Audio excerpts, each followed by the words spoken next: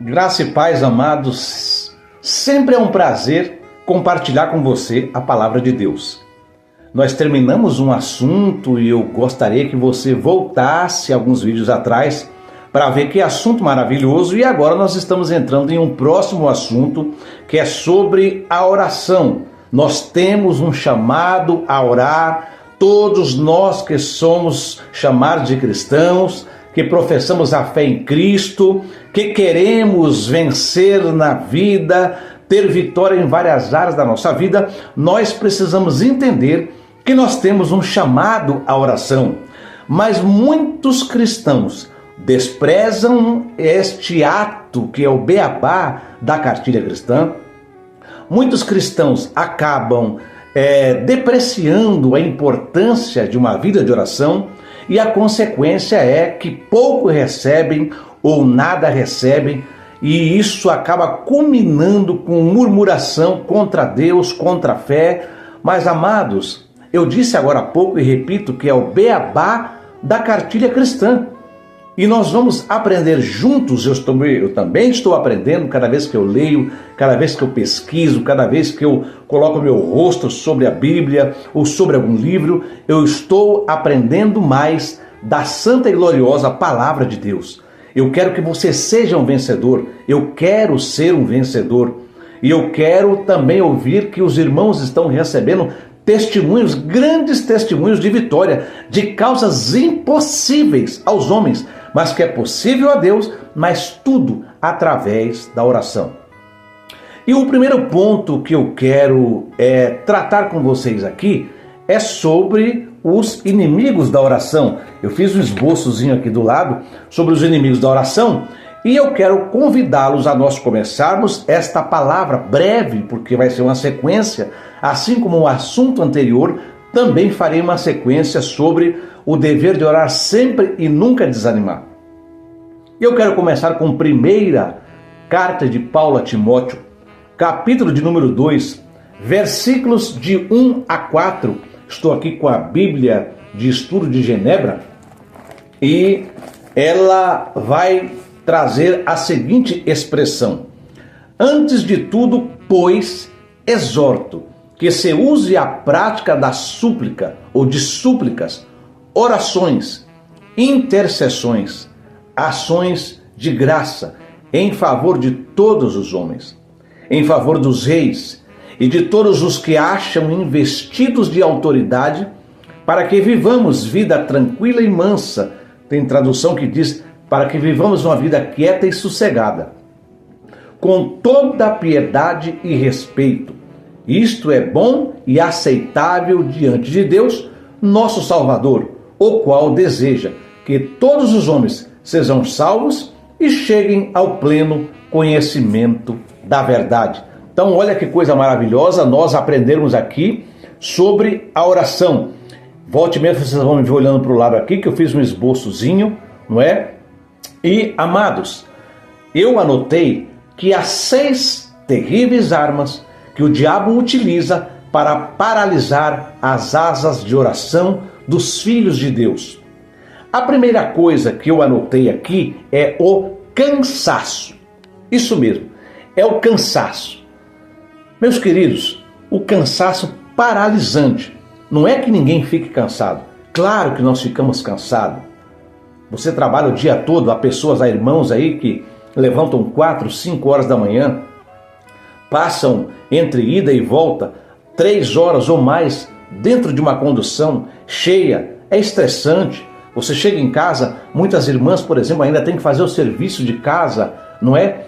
E bom é quando nós temos um esposo aí que ajuda nas tarefas de casa e filhos para criar, e alguns às vezes estão estudando, sai do trabalho, vai direto para a escola, não é? Muitos na semana saem do trabalho, vão direto para a igreja, chegam cansados, obreiros, como já aconteceu comigo, dirigir congregação, sair do trabalho e direto para a congregação, sem tomar um banho, sem ter direito a um prato de comida, não é? Direito tinha, mas não fazia, não usufruía, porque tinha que atender a obra, enfim. Mas esse cansaço não pode nos impedir de orar sem cessar. E é justamente na oração que nós podemos pedir graça a Deus e dominar essa fadiga. Há um versículo que eu gosto muito, que está em Isaías, capítulo de número 40, versículo 31, por ali, 29, 31, que diz que Ele, nosso Deus, faz forte ao cansado, multiplica as forças de quem não tem nenhum vigor, porque o cansaço físico é uma coisa, mas existe também um cansaço espiritual, muitas lutas na vida, embates, combates tremendo, seja na família, seja no trabalho, seja uma dívida financeira, alguma coisa que tira o seu sono, que te tira a paz, não é? É algo que você está pedindo que ainda não veio, e tudo isso vai trazendo um cansaço. Agora imagine você, cansado fisicamente, cansado espiritualmente. É a hora de nós pedirmos graça a Deus, pedimos essa força da qual Isaías está falando, e nós não podemos evitar de nos atirar na corrente de oração e ali encontrar o verdadeiro, genuíno descanso.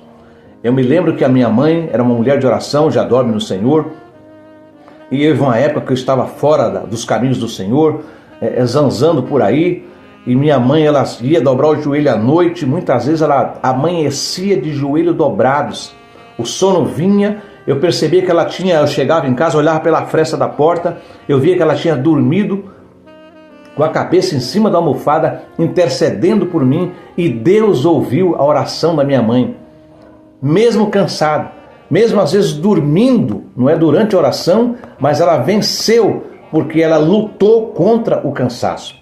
O segundo ponto que nós podemos anotar aqui, que é o inimigo da oração, é distração. Pessoas que vão orar, mas não conseguem se concentrar. Já aconteceu com você? Já aconteceu isso comigo também. Você começa a orar, vem pensamentos que não tem nada a ver com o propósito de você estar ali. Vem frases desconexas, imagens desconexas. E você percebe que você chega um momento que você não está orando. Você está pensando em outras coisas. Durante a oração você percebe que os seus pensamentos estão longe. Não é? Essa arma do inimigo, ela fica muitas vezes assolando a nossa mente, não é? E se você começar a orar em voz alta, esse ataque, se for satânico, ele fica sem efeito. Fique em pé, ande pela casa orando, fale com Deus em voz alta. Se você dobrar o joelho e perceber que está muito cansado, que foi o quesito que eu usei anteriormente, e ainda é distraído, você não vai alcançar o seu objetivo. E o seu objetivo é orar. E o diabo não quer que você ore, porque se você tiver uma fé bem diminuta, como um grão de mostarda, diz a palavra, grandes coisas podem ser feitas. Ele não quer que você ore. Ele não quer que você converse com o seu Deus, não é? Veja que o Davi, no Salmo de número 55, versículo 16 e 17, vamos ver o que Davi escreveu no Salmo 55 e o versículo 16 e 17, porque o salmista era um homem que passou muitas dificuldades, muitas lutas, um homem que sabia se derramar na presença de Deus. Versículo 16 e 17 está escrito assim: eu, porém, invocarei a Deus, e o Senhor me salvará. À tarde, pela manhã e ao meio-dia farei as minhas queixas e lamentarei a Ele, e Ele ouvirá a minha voz. Então, se você perceber que a distração está lhe atrapalhando, não é? O cansaço está lhe atrapalhando, comece a orar em voz audível para que você vença. Terceira coisa, o terceiro inimigo da nossa oração é a intranquilidade interior. É uma intranquilidade indomável que muitas vezes assola a nossa vida. Nós começamos a sofrer por antecipação, muitas vezes por algo que nem aconteceu, mas você começa a projetar fantasmas na sua mente. Você já fica carregado de medo antecipadamente. E essa intranquilidade, ela só pode ser removida na oração. Então, seja qual for a origem, seja pecado, seja nervosismo, talvez alguém te afrontou, te ofendeu profundamente. Você não está conseguindo orar. Você precisa se esforçar para vencer essa intranquilidade e buscar ao seu Deus. Não é? O salmista, eu gosto muito de citar o salmista, no Salmo 55, versículo 22, ele diz assim: confia os teus cuidados ao Senhor e Ele te susterá, jamais permitirá que o justo seja abalado. E continua lá no Salmo 42 e o 43, que um é sequência do outro, você já deve ter ouvido este salmo, que diz assim: por que está abatida, ó minha alma? Ele está falando consigo mesmo. Por que te perturbas dentro em mim? Espera em Deus, pois ainda o louvarei, Deus meu, auxílio meu. Está lá no versículo 11 do capítulo 42. Então, somente com a oração você alcançará ajuda divina quanto a esta situação. Então esse é o terceiro inimigo da oração. O quarto inimigo da oração é a pressa. A arma que Satanás usa com maior sucesso contra muitos que querem orar é a pressa. Gente, orar não é como aquele pastel que você vai na feira. Hoje é domingo. Eu estou gravando aqui no domingo à tarde. Tem uma feira bem próximo da minha casa, 50 metros da minha casa. E você encosta na barraca do pastel e pede um pastel. Aí ela vai lá no gaveteiro, puxa a gaveta, tira o pastel, joga no óleo, não é? Aí daqui a pouco frita o pastel, tira, chacoalha aquele óleo num vasilhame lá. Em menos de 5 minutos você está com o pastel na mão. Está pronto o pastel. Oração nem sempre é assim. Aliás, raramente você ora e a oração vem instantaneamente. Como Elias, por exemplo, lá no Monte Carmelo, diante dos profetas de Baal e de Azera, ou Azerá, 850 profetas, ele orou e quando ele terminou a oração, choveu fogo do céu, não é? Lambeu a água que estava no rego do altar, queimou o sacrifício e foi uma bênção. Nem sempre é assim. Boa parte das vezes, Deus vai permitir que você aprenda a prática da oração. Então não precisamos ter pressa.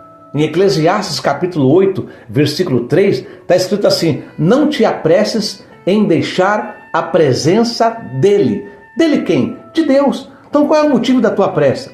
Gente, tem gente que chega no culto depois do horário da oração para não orar. Tem preguiça de orar, mas querem ser abençoados. Querem receber alguma coisa de Deus.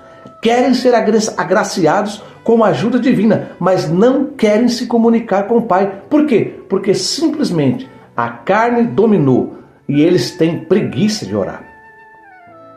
Não é? Então, veja, qual é o motivo da tua pressa? É a quantidade de serviço? Trabalha muito, trabalha demais, tem que orar com pressa, não é? Isso não é relacionamento. Você não vê fim no seu trabalho nunca, não é? Então, isto atrapalha, mas justamente e somente na oração cria-se as condições para o melhor e mais rápido término do trabalho. Quanto mais você ora, mais você trabalha.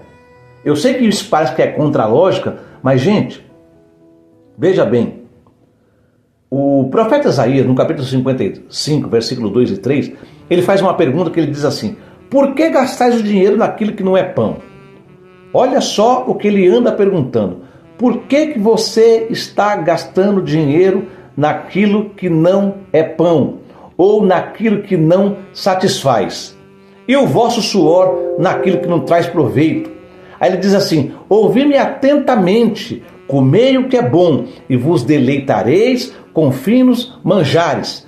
Inclinai os vossos ouvidos e vinde a mim. Ouvi e a vossa alma viverá. Nós temos um dia de 24 horas. Você pode trabalhar muito, mas você precisa separar um tempo para Deus. Eu não sei se na hora do almoço você vai separar da sua hora 20 minutos. Você chegar em casa, tira mais 20 minutos. Quando você estiver estudando no intervalo entre uma aula e outra, ou no intervalo para o lanche, tira mais um período de oração. Veja, você vai achar o seu tempo, mas você precisa orar, não é? Para que a sua oração fique mais poderosa e o seu tempo seja melhor utilizado. e a terrível arma da pressa, ela vai ficar sem efeito. Quinto ponto, desânimo. O desânimo é uma arma que paralisa muitas pessoas de oração. Desânimo significa não olhar longe o suficiente. Há pessoas, eu disse agora há pouco, eu vou repetir, que elas oram agora, elas querem receber agora. Deus conhece a tua necessidade. Deus está trabalhando na tua causa. Deus já tem uma bênção preparada para a sua vida. Mas você precisa muitas vezes maturidade para receber a bênção. Você precisa estar preparado para receber a bênção, usufruir da bênção, e essa bênção precisa glorificar o nome do Senhor, não para aumentar o seu ego. E algumas vezes Deus permite que, entre aspas, demore, porque Deus não demora, Deus vem na hora certa. E enquanto isso, Deus vai trabalhando o seu caráter, o seu temperamento, o seu equilíbrio emocional. Então você não pode desanimar, não é? Você não pode desanimar. Então isso significa não olhar para o visível, não olhar para a sua limitação, não olhar para as suas condições materiais e físicas, mas o seu olhar precisa estar em Jesus, olhar na oração. Você está desanimado por causa da tua fraqueza?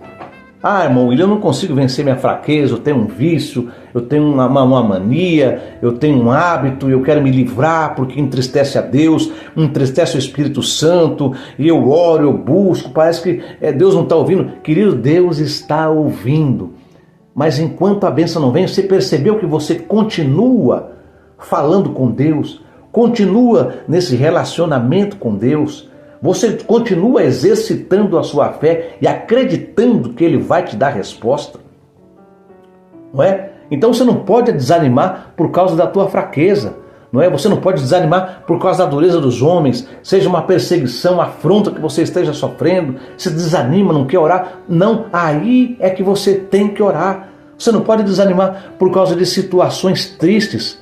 Paulo, em 2 Coríntios, capítulo 4, versículo 8, eu vou abrir bastante a Bíblia aqui, porque a Bíblia é a palavra de Deus e ela nunca deve ser desprezada numa pregação, mas 2 Coríntios, capítulo 4, versículo 8, olha o que o apóstolo Paulo está falando para nós. Está dizendo assim, em tudo somos atribulados, porém não angustiados, perplexos, porém não desanimados, perseguidos, porém não desamparados, abatidos, porém não destruídos. Olha só, gente, nós sofremos impactos na nossa vida. Ele está dizendo aqui, não é? Nós sofremos impactos, mas veja, nós não podemos, como diz a linguagem, jogar a toalha, não é? Ele orava, Paulo orava. Isaías, ele vai dizer assim, que a vingança vem de Deus, a retribuição vem de Deus e Ele nos salvará. Então não desanime por conta de uma perseguição. Coloque o teu opressor na presença de Deus em oração, ore por você mesmo, ore por ele, e o julgamento sobre o que vai acontecer ou fazer com ele pertence a Deus, certo? Então, só há uma maneira de afastar o desânimo, através da oração sincera. Enquanto eu estou aqui falando com você, não é? Muitas vezes, poderes ocultos querem me impedir de pregar essa palavra. Você acha que eu que estou falando aqui não passo por lutas, por provações, por dificuldades tremendas, batalhas, irmãos, que às vezes eu falo, meu Deus, como é que eu vou passar disso? Como é que eu vou vencer isso? Como é que eu vou me safar dessa? Não é? A perseguição vem e o Satanás, o diabo, não é? Ele tenta tudo para nos desanimar, para que nós não possamos crer que a oração abre as eternas fontes do poder de Deus. Mas pelo nome de Jesus, esses poderes vão ser vencidos. Pelo nome de Jesus, invoca este nome, você vai vencer o poder das trevas, não é? Eu sempre digo aos corações desalentados, orem, faça hoje, não é? Faça agora um novo começo. Diga alto, eu escolho a vontade de Deus, eu recuso a vontade de Satanás. para que eu não ore. Deus quer que você ore. A vontade de Satanás é que você não ore, mas você vai começar a orar e você vai vencer em nome de Jesus.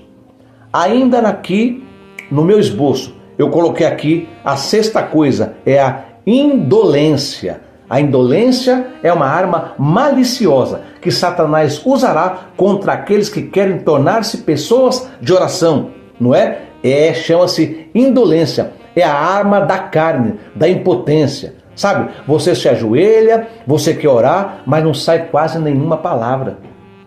Você não tem assunto, mas tem as necessidades. Mas sabe o que precisa, mas na hora de falar, não fala. Não é? Parece que é tudo tão difícil, a carne não consegue orar. Irmãos, essa carne velha aqui, ela não quer orar. Ela quer lazer, ela quer comer bastante, ela quer sexo desenfreado, ela quer dormir, ela quer folgar. Essa carne aqui, esse tabernáculo aqui, ela quer folgar. E você precisa fortalecer o seu espírito. Porque você fortalecendo o seu espírito, e a coisa de dentro para fora, você fortalece a sua alma, que é o centro das emoções, e consequentemente você vence a vontade da carne, não é? Então, como é que você pode ficar livre dessa terrível inércia e dessa impotência? Aqui está a resposta. Ora com a Bíblia. Leia a Bíblia também em voz alta. Ore, procure um texto bíblico, leia esse texto bíblico também, de preferência os Salmos, não é? E você vai ver que você juntando a palavra com a oração, você começa a se fortalecer.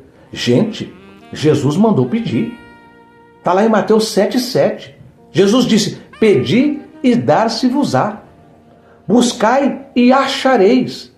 Batei e abrir-se-vos-á. Então, há uma resposta de Deus, mas é preciso uma ação minha. Diz o Senhor, né? Que Ele quer te abençoar. Agora, fale para Ele, Senhor, eu não estou conseguindo orar. Eu preciso falar contigo. Eu quero um relacionamento contigo. Mas faça isso de forma perseverante. Mostre a Deus toda a sua miséria. Não te cales. E enquanto você está falando com Ele sobre isso, queridos, olha, pode ter certeza, você lendo a palavra, você vai perceber repentinamente como a faísca da oração te atingiu, a tua inércia vai desaparecer e você pode chegar até o trono da graça. Amém? Eu vou encerrar por aqui, eu já estou com quase 23 minutos desta mensagem, da primeira parte sobre a nossa chamada para orar. Eu espero que você comece a praticar a partir de hoje, que você abençoe a vida de outras pessoas que você sabe que estão passando por lutas tremendas, já perderam a fé, já desanimaram, já não conseguem orar mais, já não tem força mais. Querido, compartilhe essa mensagem. Abençoe vidas. Você pode ser um canal de bênção. Você sabe, eu tenho certeza que você conhece alguém que nessa hora está vivendo uma das maiores provas da sua vida. E talvez você mesmo esteja vivendo. E mesmo você vivendo, você também pode abençoar a vida de outras pessoas. Amém, querido? Deus te abençoe. Deus te guarde. Deus cuide de você. Continue cuidando da sua casa, da sua vida. Eu tenho certeza que ao final desta série de mensagens, você vai me dizer que a sua vida mudou, que ela foi transformada e grandes bênçãos aconteceram na sua vida. Um abraço a todos. Deus abençoe.